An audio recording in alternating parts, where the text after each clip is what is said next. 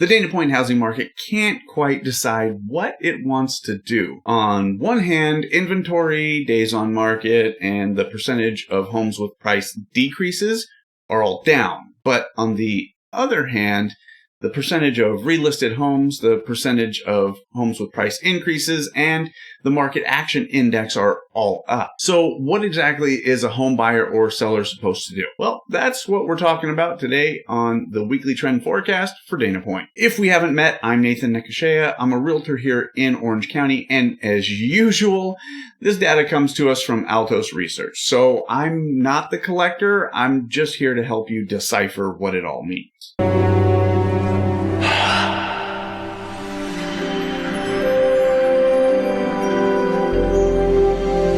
Starting off with an overall view of our market, the Market Action Index, which takes into account the comparison of sales versus inventory and a few other factors. The Dana Point MAI moved up from 34 to 35, keeping Dana Point sellers with a slight advantage, and it is a move further in the seller's favor. It's obviously nothing drastic, but is a bit out of ordinary for this time of year when we really should be seeing sales slow down and inventory accumulate. But this is just the beginning. Now on to the average and median days on market. Like I always say, I give a little bit more weight to the median over the average because I have an absolute disdain for outliers in data.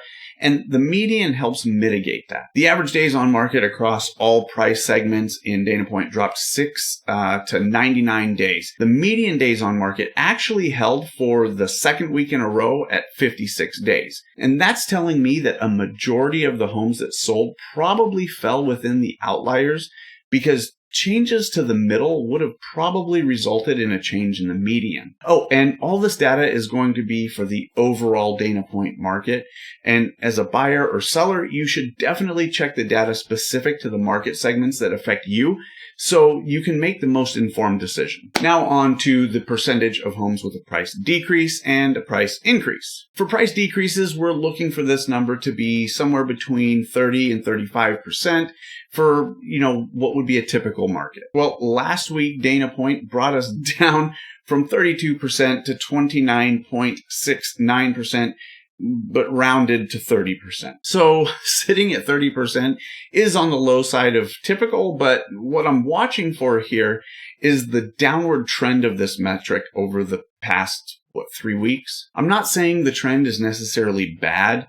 What it means is that fewer sellers are coming on the market with what we'd call ambitious pricing, and that they're comfortable pricing appropriately. On the other side of the coin, it could mean that prices are going to be rising again. Now, the price increases. Here we're looking for a number under 5%. Anything over is a sign of increasing demand or investor activity in the market, like fix and flippers listing their completed projects. So last week, Dana Point saw an additional 0.28% uptick in the number of homes with a price increase. Now, because of rounding, we don't see a real change because the last 2 weeks rounded to 6%. But I do think that this small bump is a little more significant when we see what happened with the price decreases. So Dana Point had fewer price decreases and more price increases. When I look at these together and see how both have been trending over the past few weeks, I'm seeing an increase in buyer demand. And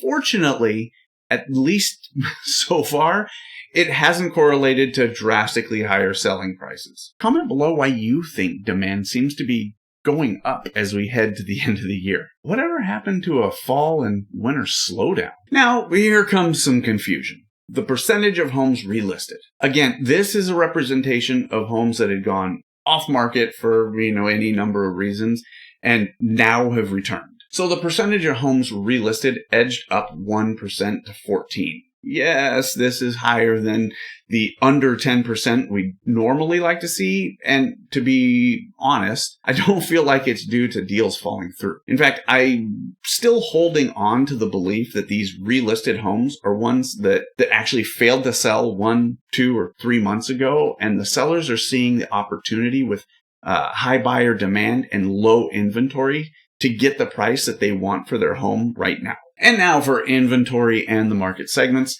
the place where we can see how all that other data played out in real life. So after a net gain in inventory 2 weeks ago, last week, Dana Point buyers, not to be outdone by inventory, said, "Here we go.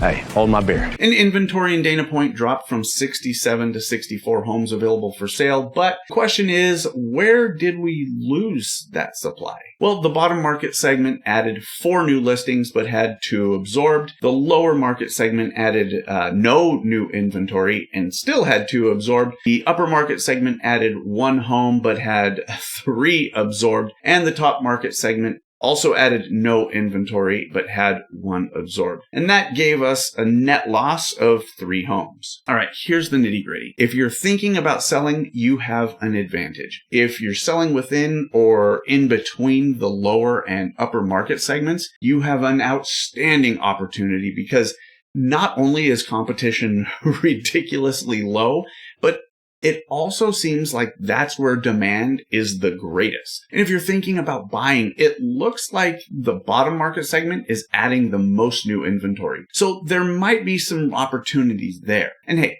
if you've been having an issue finding a home in this low inventory market, check out this video for a few tips on other ways to find homes. The FOMC meets at the end of the week, and with the awful jobs report we got last week, we could be looking at another 0.25% cut. I think that active buyers and sellers are poised to close out 2024 with a bang. Don't forget to like, comment, and subscribe for more on the Dana Point and Orange County real estate markets. Thanks for watching. Until next time.